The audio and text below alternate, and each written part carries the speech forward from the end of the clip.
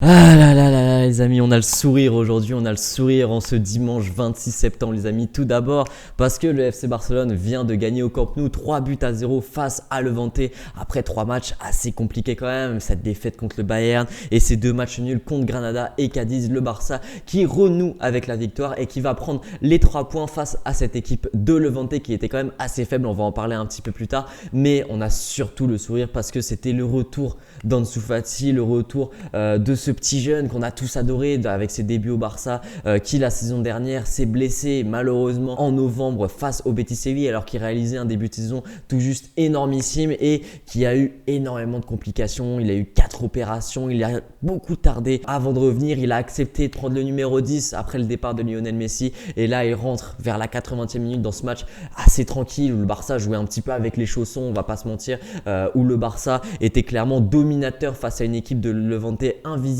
et invisibilisé par le Barça. Et au bout de 10 minutes, il marque ce but qui est en plus un très beau but où il vient se battre pour aller récupérer le ballon et au lieu de la donner à Riqui Puig, voilà, je pense qu'il avait ce besoin, cette envie de marquer et il va crocheter avant de tromper le gardien de Levante. Et voilà, la célébration est magnifique, l'histoire est magnifique. Voilà, c'est quand même un gamin qui, là, nous l'a encore prouvé, est très déterminé. C'est un gamin différent, voilà, tout simplement Ansu Fati, parce que au-delà de son talent, c'est un joueur qui est très très fort mentalement en fait, parce que on se rappelle que quand il était à la Masia, il avait déjà une blessure qui avait duré à peu près 1 an aussi et il était revenu et directement il avait performé. Et là une blessure d'1 an avec la pression d'avoir le numéro 10 sur le dos, avec la pression de revenir et d'être limite l'espoir du FC Barcelone qui est clairement malade d'être le joueur providentiel, le joueur qu'on attend du côté du Barça. Et directement à 18 ans, il porte ses couronnes. À 18 ans, il vient marquer ce but qui est très très beau. Mais voilà, on va revenir un petit peu sur ce match dans l'ensemble, ce match qui avait très bien débuté. On a eu un Barça qui nous a fait plaisir aujourd'hui. On a eu un Barça qui était beaucoup plus déterminé, avec des joueurs qui avaient l'envie de jouer, une composition avec des choix forts, notamment au milieu de terrain où on a vu Gavi et Nico alignés devant Sergio Busquets. Un Gavi qui a fait un superbe match lui aussi du haut de ses 17 ans. Il est né en 2004 Gavi. D'ailleurs, je vous prépare une vidéo sur ce joueur parce que c'est vraiment une pépite. Il a vraiment fait un match énormissime. Je trouve qu'au milieu de terrain, ça a été l'homme du match, en tout cas du côté du FC Barcelone. Au milieu de terrain, ça a vraiment été lui qui a dicté le tempo, qui a dicté le jeu. Le nombre de ballons qu'il a touché, je trouve ça assez impressionnant. J'ai pas les stats tout de suite parce qu'évidemment, comme d'habitude, je tourne directement après la fin du match. Mais voilà, Gavi, le nombre de fois où il s'est retourné, il a trouvé la bonne passe dans le bon tempo, il a éliminé, il a permis de faire progresser le ballon tout simplement. C'est un joueur qui est capable de prendre le ballon et un peu à la manière d'un Frenkie de Jong évidemment, de le faire progresser et ça nous donne pas mal d'espoir pour l'avenir parce qu'on se dit que voilà, on voulait pas faire redescendre Frenkie de Jong en numéro 6 à la place de Busquets parce qu'on se disait que Frenkie de Jong, son apport offensif était extrêmement important au FC Barcelone. Sauf que là, si on a Gavi et Pedri devant qui sont 2 joueurs qui peuvent faire remonter les ballons, qui sont 2 joueurs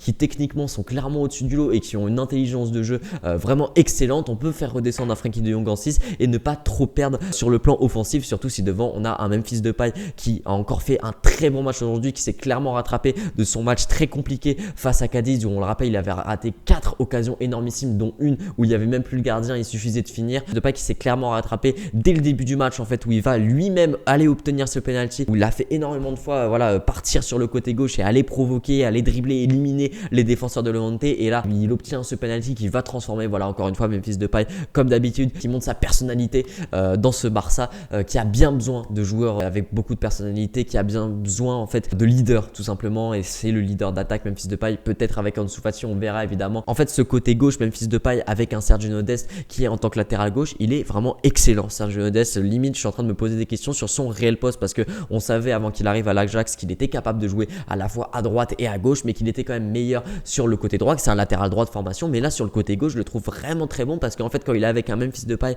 qui, on le sait, va énormément décrocher, qui, on le sait, n'est pas un pur ailier, c'est limite lui qui va venir jouer ailier, c'est lui qui va venir provoquer et qui va énormément déstabiliser les défenseurs parce que on s'attend à ce qu'il revienne sur son pied droit et quand il est capable à la fois d'aller extérieur sur son pied gauche ou de rentrer intérieur sur son pied droit, et je le trouve beaucoup plus provoquant, beaucoup plus percutant quand il est sur le côté gauche. C'est peut-être par rapport au pied d'appui tout simplement qu'il est plus à l'aise quand il est plus face, on va dire, au but pour aller dribbler que quand il est face au poteau de corner, on va dire. Pour moi, c'est l'homme du match, Sergio Dest du côté du FC Barcelone. Il a vraiment été essentiel pour le Barça, mais du coup, il y a quand même eu peut-être un peu trop d'attaques du côté gauche du Barça. Si on peut faire une critique cet après-midi, c'est que absolument absolument toutes les attaques se portaient sur le côté gauche et au bout d'un moment ça devenait un peu stéréotypé parce que voilà, du côté droit on a eu un Mingueza qui évidemment comme d'habitude lorsqu'il joue en tant que latéral il a un petit peu du mal et c'est normal, voilà, c'est pas son poste et il a pas non plus fait un match horrible et un Coutinho qui, alors certains trouvent qu'il a fait un bon match. Moi, je vais pas dire qu'il a fait un mauvais match, Coutinho, mais beaucoup trop stéréotypé en fait. Toujours crochet tir ou crochet centre. Il fait toujours la même chose, Coutinho. Et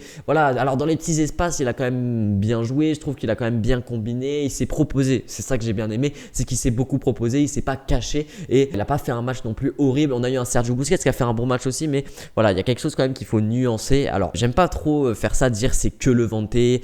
Faut pas non plus s'exciter. Parce que le Barça a quand même fait un très bon match et nous ont fait plaisir et il faut le dire, mais c'est vrai que l'opposition était quand même assez faible. Alors Levante qui est normalement une équipe qui joue assez bien, là a eu quand même énormément de mal. Ça a été une équipe de Levante qui a été invisible, mais certes Levante a été invisible, mais a été aussi invisibilisé par le Barça qui a fait un excellent pressing avec Nico et Gavi qui voilà montaient très vite vers le porteur de balle et avec un Busquets derrière qui venait récupérer, qui a fait un excellent match. Mais voilà, j'ai dit ça par rapport à Busquets parce que Busquets fait un excellent match, mais comme d'habitude quand il n'y a pas de pression sur lui, quand il n'y a pas d'intensité et qu'on vient pas aller faire du pressing sur lui, évidemment il a tout le temps pour ajuster ses passes, pour diriger le jeu, pour contrôler le jeu. Et évidemment que dans ces dispositions là Sergio Busquets il est excellent, mais on l'a vu, dès qu'il y a un petit peu de pression sur lui, dès qu'il y a un joueur qui vient, voire plusieurs joueurs qui vont venir l'embêter, Sergio Busquets il a du mal. Donc sur ce genre de match évidemment qu'un Sergio Busquets c'est toujours intéressant et même en sortie de banc ça peut être intéressant, mais il faut quand même petit à petit le mettre sur le banc pour moi. On a eu Piqué et Garcia aussi qui ont été assez solides mais qui ont encore une fois